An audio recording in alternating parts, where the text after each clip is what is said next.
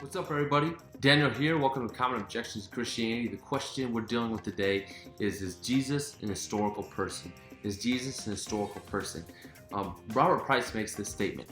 He says, everything we read about Jesus in the New Testament conforms to the mystic hero. There's nothing left over that indicates that he was a real historical person. So he makes this statement that Jesus is just more of a mystical legend, but not a historical person. And so we're dealing with this question, we must ask, is there evidence of Jesus outside of the Bible? Is Jesus really a historical person? And there's a resounding answer to that is yes. There is evidence, plenty of evidence of Jesus outside of the New Testament, confirming that Jesus is an historical person. I'm going to make mention of two, the Roman historian and the Jewish historian. A Roman historian by the name of Tacitus makes mention of Jesus. He states this in one of his writings, and he wrote not that long after Jesus.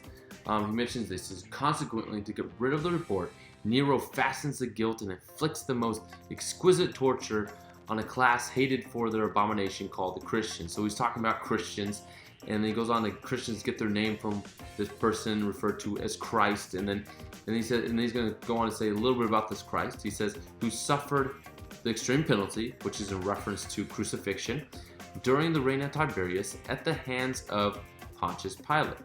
All right, so just from this, we see that Jesus is a historical person. All right, Christians get their name from him, or they're named after him. We see that this Jesus was crucified under Pontius Pilate during the reign of Tiberius. All right, this is all from a Roman historian who's definitely not pro-Christian. All right, and someone might ask, well, why isn't there more information or more written about Jesus in this? Well, it's exactly what we would expect from a non-Christian historian, because he's not going into detail about, look at all the miracles, all these different things that Jesus did. A Christian writer would have written that, but not a non-Christian writer. So it's exactly what we would expect.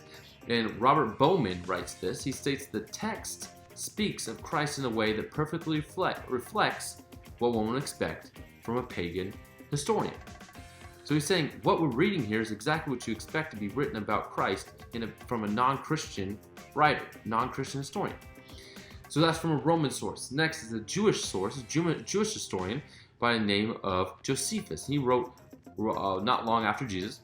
He also makes mention of Jesus. I'm not going to read the whole thing, but he makes mention of Jesus as he says he's a wise man, but he also says, in this reference, he's an historical person. It's not questioning him being a historical person. He drew many people to himself, both Jews and Gentiles. He was crucified under Pontius Pilate.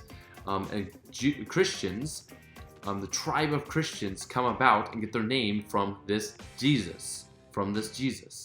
All right. So just from these two, one Jewish, one Roman historian, just from these two, what do we get about Jesus? If we didn't have the New Testament, what do we get about Jesus? We get that Jesus was a real historical person.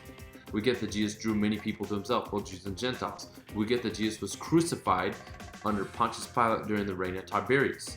And also mentions in one of these writings that Jesus' disciples did not abandon him, and they get their name from him, all right? They're named after him.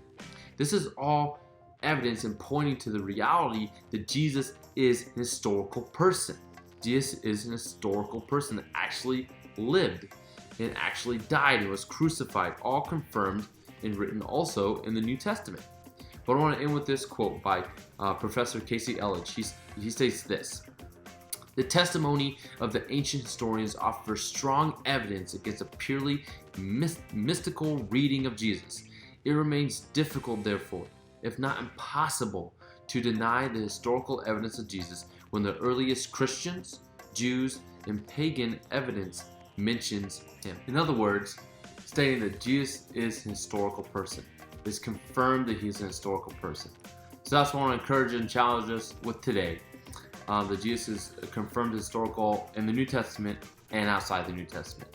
Well, hope to see you guys next week. You have a good day.